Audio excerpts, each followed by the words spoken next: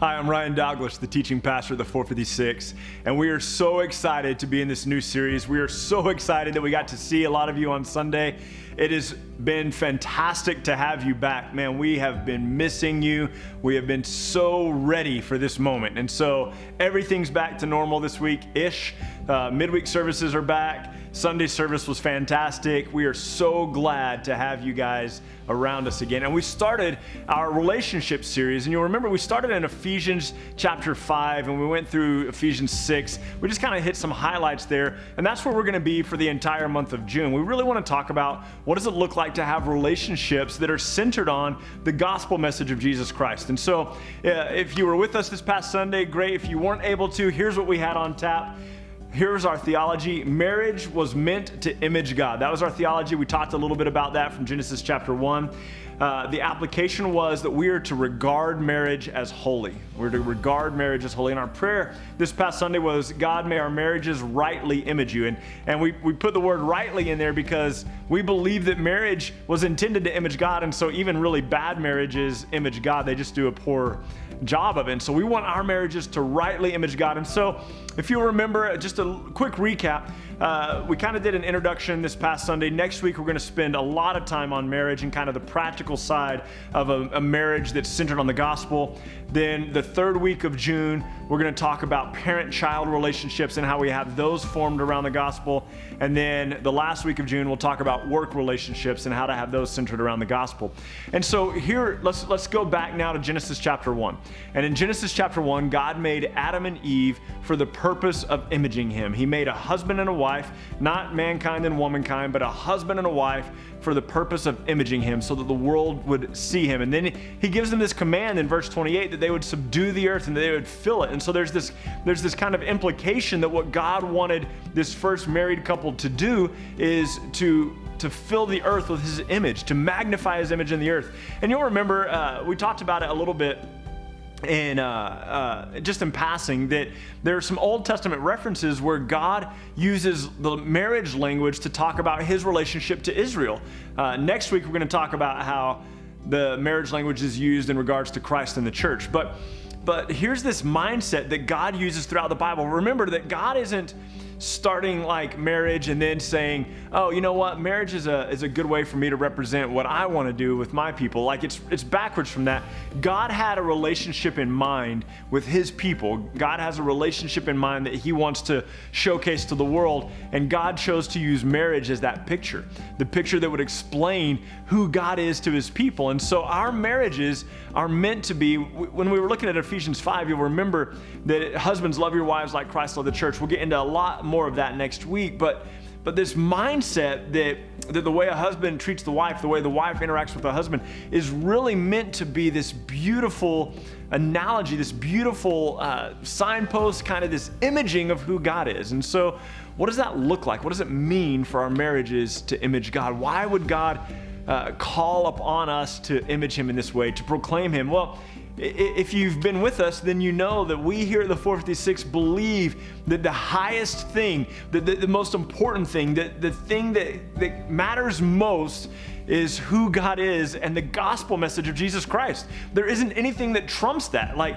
we want to know God and delight in him. And that's our aim, that we would enjoy God and know him and delight in him. And so, of course, God would decide that he wants to tell this story of his relationship with his people. In the Old Testament, Israel, and in the New Testament, Christ and the church. And so God uses and chooses to use marriage language to make that known. And so a lot of this past week was really kind of laying the framework. You'll remember that we spent almost the entire time on the theology, very, very little bit on the application. And then next week, we're going to flip-flop that a little bit. And because we've kind of done all the theology this week, we're going to do a lot of the application next week. What does it mean for us to have a marriage that honors Jesus? And so one of the things that I want you to think about is and I just want some general thoughts for you today. If you're already married, okay, and a lot of us, I don't know, kind of some really familiar language around marriage is, this is my better half. Some really unfortunate language around marriage is the old ball and chain. People talk about, there's the old Greek myth that people were created with 4 arms and 4 legs and 2 hearts, and then they were split in half, and you're trying to find your match, your soulmate. There's a lot of stuff like that. And so we tend to make marriage about self.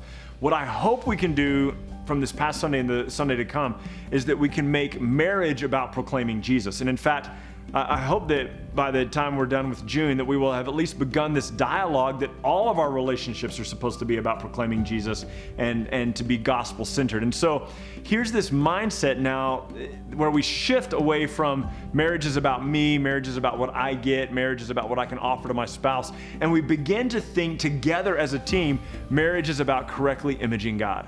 Marriage is holy because it has something to do with the character of God and not something to do with me, not something to do with my character, not something to do with who I am. And so taking marriage and setting it in its right place as this holy covenant, this holy institution that is meant to beautifully represent who God is as a faithful God and a loving God and a caring God. And so we're shifting the mindset away from marriage is about who you are as a spouse, or marriage is about who your spouse is to you, or marriage is about what you can get out of it. And we're shifting our perspective to say that marriage is about imaging God. Marriage is about the gospel. Marriage is about making much of the Father, making much of the Son. Marriage is about proclaiming who Jesus is. And so as we begin to kind of think that way, please join us Wednesday night. And we're going to talk more about this in Bible study Wednesday night at my house. And if you're watching this video after Wednesday and you're like, man, I missed Wednesday night, join us next week. Come Wednesday night for Bible study, and we'll digest this a little bit more in person. We'd love to have you into our home and just sit around and digest these things together. But as we think through these things, what does it mean for our marriage to image God? Here are the 3 questions I want to leave you with this week. 1, what has most shaped your view of marriage? What has most shaped your view of marriage? For a lot of us, it's the relationship that our parents had. And so if our parents had a great relationship, then we kind of maybe are optimistic about marriage. Or if our parents had a terrible relationship, maybe we're a little bit filled with trepidation about marriage. And so what has most shaped your view of marriage? Question 2, what do you think is the biggest hindrance to godly marriage? What is the thing that you think fights most against a godly marriage? What is it that makes marriage less than holy? And then the third question is, what needs to change personally? What needs to change in your marriage? Or if you're not married yet, what needs to change in your view of marriage in order that your marriage can image God or better image God? And so if you're not married yet, this still can apply to you. What needs to change about your view of marriage, your current view of marriage? What needs to change about your perspective of marriage as you look forward to it so that the marriage you have now or will have in the future can better image God? And think on those things, and then please join us every Sunday this month as we continue talking about relationships. And then join us in our fellowship groups, in our community gathering groups. Join us Wednesday night for Bible study. And let's dialogue about these things, because all of us have relationships. All of us are connected to people somehow, and we want to make sure that those relationships we're building are making much of Jesus. Thank you so much. Love you guys. Look forward to seeing you soon. Have a great week.